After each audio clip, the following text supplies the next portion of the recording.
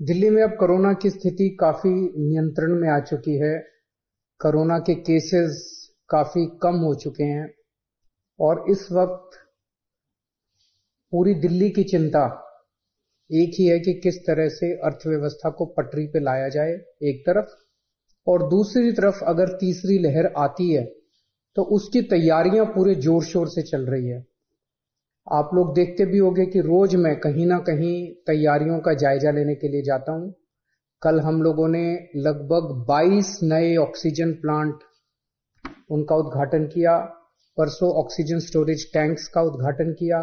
कई सारी तैयारियां तीसरी वेव को लेकर चल रही हैं, लेकिन बहुत सारे लोगों को मैं जानता हूं जिनके लिए अब जिंदगी बहुत मुश्किल होती जा रही है क्योंकि कमाने का कोई साधन नहीं बचा है।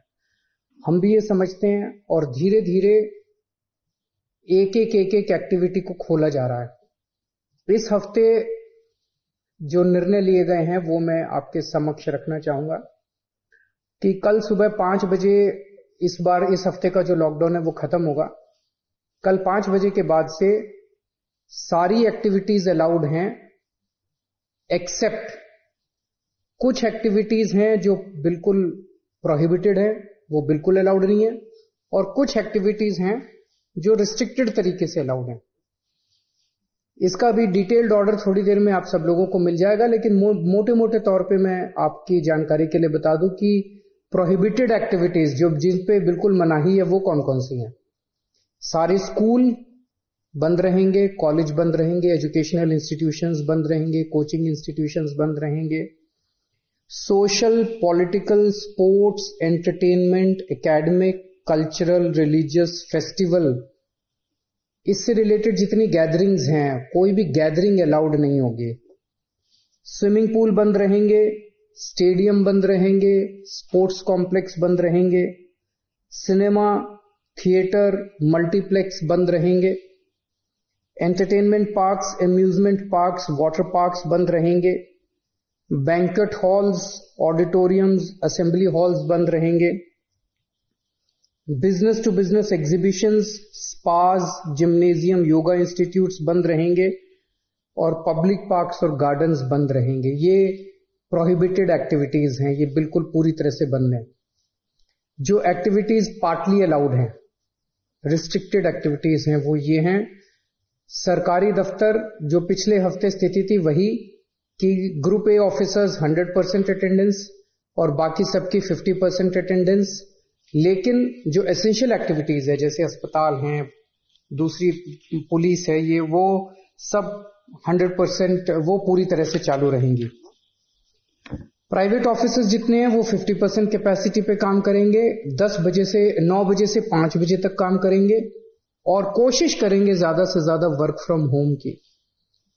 जितने मार्केट्स हैं, मार्केट कॉम्प्लेक्स हैं, मॉल्स हैं, वो अब पिछले हफ्ते ऑड इवन था, आज कल से पूरी तरह से सारी दुकानें खुल सकती हैं 10 बजे, लेकिन 10 बजे से 8 बजे तक शाम को।